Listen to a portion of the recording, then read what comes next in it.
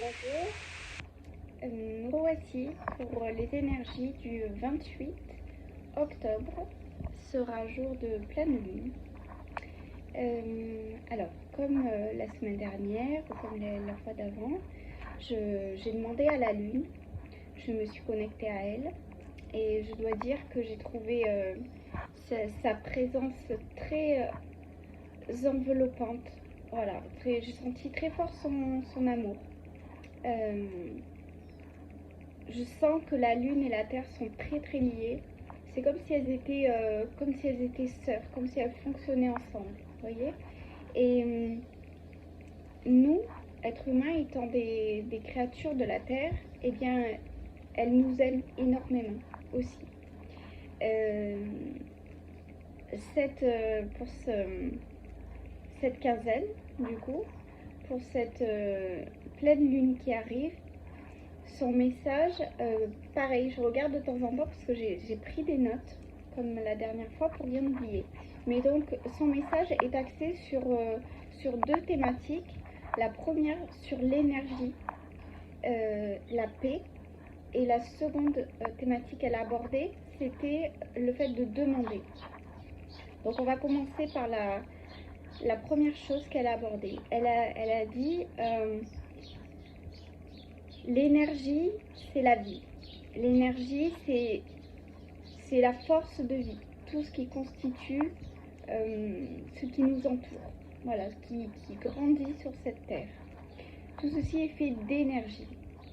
L'énergie, c'est l'amour, c'est l'enthousiasme, c'est la paix également, puisque lorsqu'on est plein d'énergie, une énergie vitale, une énergie englobante, eh bien on est en paix avec soi-même, et comme on est en paix avec soi-même, on est en paix avec les autres également. Donc le message a été axé sur le fait de faites des choses qui vous donnent de l'énergie. Vous savez, parfois on croit qu'on doit faire ceci ou cela pour faire plaisir ou parce qu'on croit que c'est une obligation sociale, ou etc. Mais en fait, là, ce que j'ai reçu comme information, c'est que ça n'existe pas le il faut et le on doit. Si la chose vous donne de l'énergie, faites-le, parce que ça veut dire que c'est bien pour vous. Si la chose ne vous donne pas de l'énergie, c'est mieux de ne pas le faire. Parce que dans tous les cas, ça ne vous rendra pas service. C'est comme dans l'histoire de l'avion, donc ça j'extrapole, mais c'est juste, ça me fait penser à ça.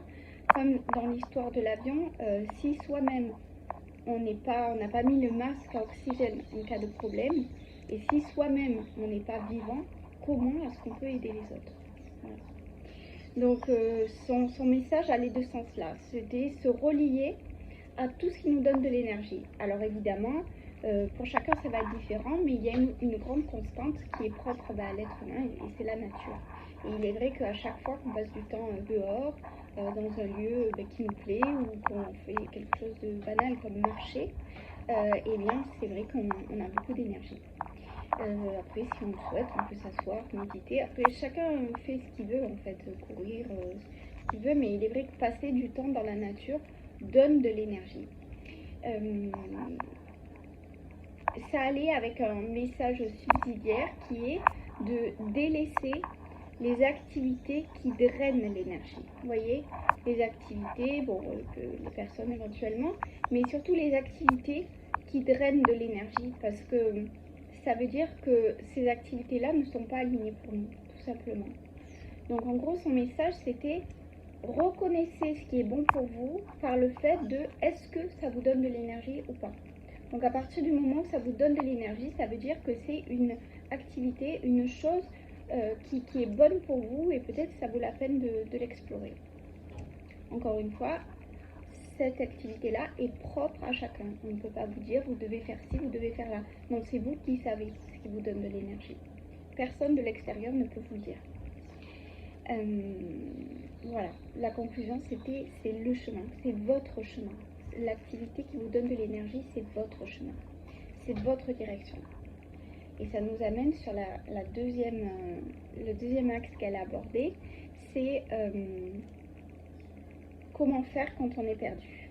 Donc numéro 1, eh bien, on se connecte et on fait régulièrement des activités qui nous donnent de l'énergie, tout en délaissant petit à petit celles qui ne nous donnent pas de l'énergie et celles qui nous drainent finalement. Et deuxième chose, on demande. Voilà, elle a accès vraiment, elle a tenu à ce qu'on se relie à cette activité qui peut sembler banale, mais je trouve que personnellement, qu'elle est complètement sous-évaluée, parce que demander, c'est connoté très négativement. C'est associé au fait de supplier, le fait d'être en demande, d'être en manque, alors que demander, en fait, c'est l'expression de la vie. La plante que l'on plante, elle a besoin, elle demande du soleil, elle demande de la pluie, elle demande de l'attention, vous voyez. Enfin, la nature, hein, pas forcément celle qu'on plante dans le jardin, mais elle a besoin de choses, donc elle les demande naturellement. Mais c'est pas en mode supplier, c'est en mode j'ai besoin de ça pour vivre. Donc là, la question c'était, la première image qu'elle a fait apparaître, c'est lorsque nous avons besoin d'énergie, se relier à la terre et de lui demander de nous recharger en énergie, comme si on était une pile, vous voyez.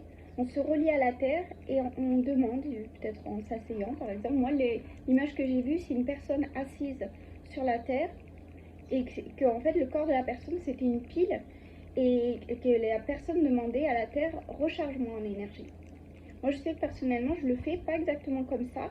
Moi je sais que quand j'ai pas de force par exemple, je demande la force pour cette journée parce que là je sais pas comment je vais faire.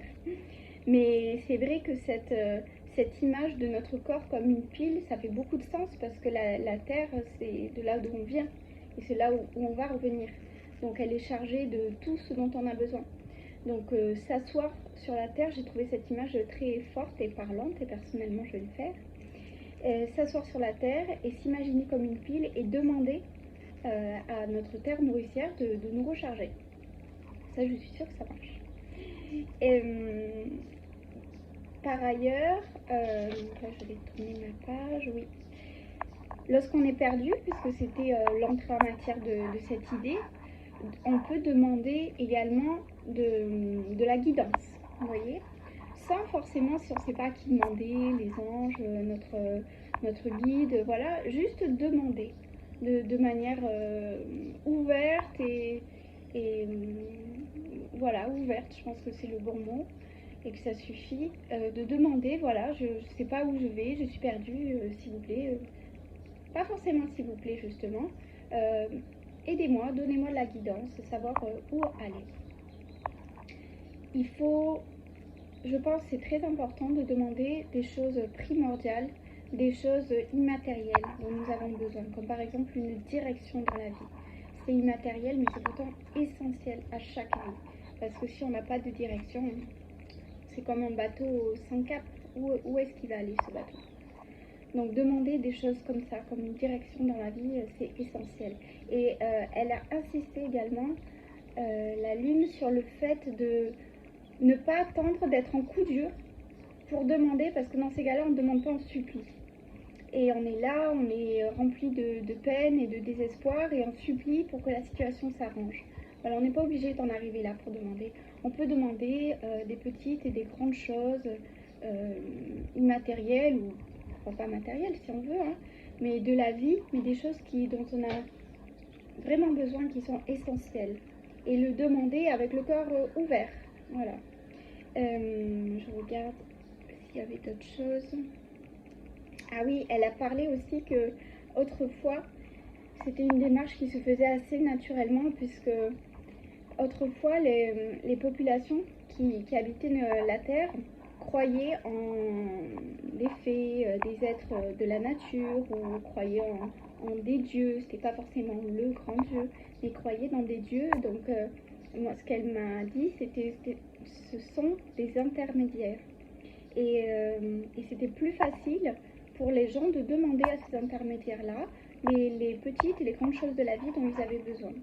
Parce que peut-être que de nos jours, on trouve que le grand Dieu, il a autre chose à faire que s'occuper de nos petits problèmes, alors qu'en fait, pas du tout. Nous, on fait partie de ce monde et on a complètement le droit de demander ce dont on a besoin.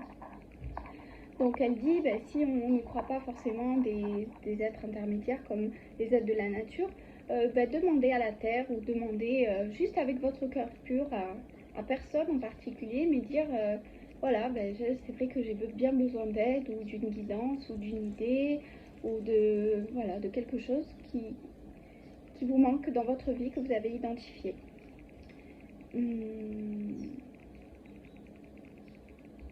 Donc encore une fois, vous n'êtes pas obligé d'attendre de quelque chose de très grave pour faire cette démarche. Voilà, je m'arrête là et je trouvais que ces deux thématiques étaient très pertinentes et sous-jacente, il y avait cette idée de paix que lorsqu'on demande les choses qu'on a besoin et lorsqu'on se relie à une source d'énergie, eh bien, déjà on se sent qu'on n'est plus seul, déjà, et on est en paix. On est en paix avec soi-même, avec les autres, avec le monde, parce qu'on sait qu'on n'est pas seul et parce qu'on sait qu'il y a toujours une solution aussi. Voilà, donc j'espère que ça va vous aider pour cette pleine lune qui arrive et de manière générale pour votre vie, puisque moi les vidéos que je fais et ma demande tacite à la lune, c'est que ce soit des choses pratiques. Voilà, je ne parle pas dans des considérations ésotériques, je pense qu'on a besoin de choses pratiques pour évoluer dans notre vie.